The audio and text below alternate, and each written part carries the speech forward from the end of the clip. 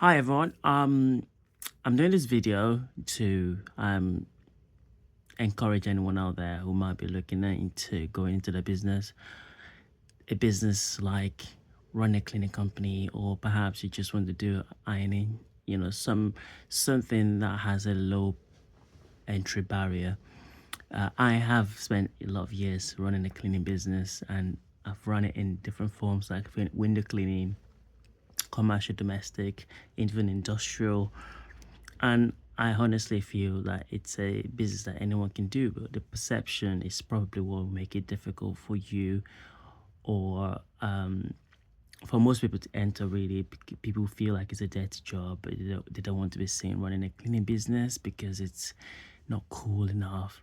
Everybody wants to have a nice looking salon or tech business or whatever. But my point here is that you to run a cleaning business, you just need to know how to clean. And if you don't know how to clean, that's tough, but you can learn it because I started cleaning first without knowing how to clean. My first job, I had to do it 3 times before my customer paid me. And that was the learning curve that set me on a journey to ensure that I know the process of cleaning. So in cleaning, there's this general rule of thumb that I discovered for myself anyway. You clean from top to bottom and you clean from left to right, depending on what works for you. You can switch that left to right to right to left. But the point is that observation is key. Everything you see, you need to be able to give a touch of cleanliness. Top to bottom means you must be able to dust first so that all the dust and the debris, the cobwebs, they fall down. And then you continue to dust until you get to the bottom. You clean everything, wet clean them, dry dust it if you need to, polish them off, and you vacuum last because everything that needs to drop should have dropped by that point, and you should have been able to mop the floor after vacuuming and leave the place spotless. And that's a general rule of thumb. This space will inform how you go about this, and this is where your know-how of the product to use, the equipment needed, this is where they come into play. Now, it is essential that if you want to go into cleaning, you know where to start. But let me tell you, many people this year, especially in the UK, will be losing their job because the government has made it harder for businesses to kind of scale up to employ more people.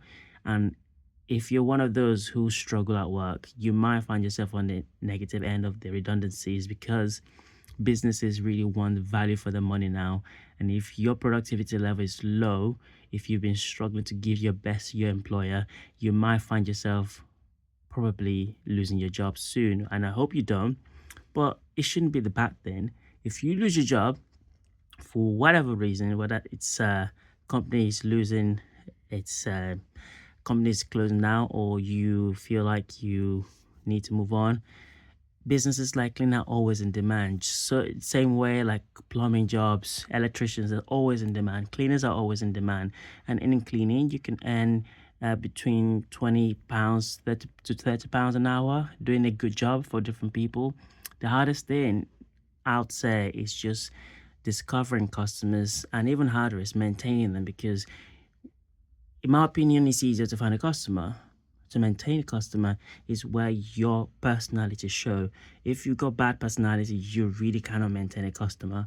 But if you got good personality, you really care for people, naturally you will be able to maintain. So your work is cut out for you. So the question is, do you care for people? Do you want to do your best for them? Would you like to work for yourself? And would you like to earn a decent salary working, caring for other people, and doing a good job? It's simple. If it's a yes, consider looking into setting up a cleaning business because it is going to be a very low barrier to entry one, but not everyone's doing it because the perception is really wrong and skewed. So that means although it's low barrier to entry, not everyone's going into that sector. Now, one last point is that drop me a message because I'm soon starting a consulting service to help businesses start up their cleaning businesses. And I have actually helped a few people, friends and family, but if you want help and I don't know you, then put a message out there and let's see if we can help each other. Now, I hope this chit chat is helpful. Um, you know, you only have to try. If you don't try, you don't really know how far you can go.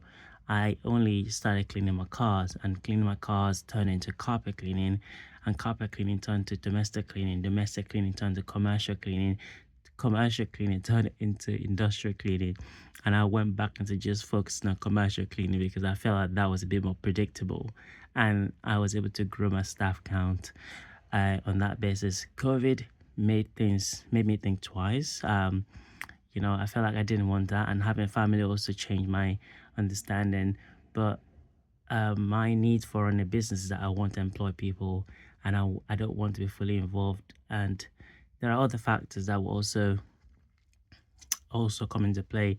You can employ people, but you need to be able to maintain the training for them. You need to be able to look after them. You need to oversee them because cleaning is hard to maintain. But when you're always there, the job gets done properly. If you're never there, the job will never get done properly. So that means the cost of maintenance or hiring management is really high. So if you're a small company, you really want to be the manager. If you're a large organization, you really need managers. So it's cleaning is that business that it thrives when it's really small and it's so profitable. But when you're in the middle, where you're growing to become a large organization, it's not so profitable because you need to employ someone to manage your workers, to kind of manage your clientele as well. And at that point, you really need to score because it's a games of numbers. And for example, often you find yourself earning £3 per hour per profit. So that means if you're going to employ a manager who's going to earn £3,000 a month, you need to have an extra 3,000 hours in that month of contract. But if you're the manager, that money comes to you already. So you can see why I mean that you have to stay small or go very big. And this is why you need to be strategic, and this is why you need maybe some support in scaling up. But to start off, honestly, anyone can do it. And I hope this is encouraging again. Take care. Bye bye.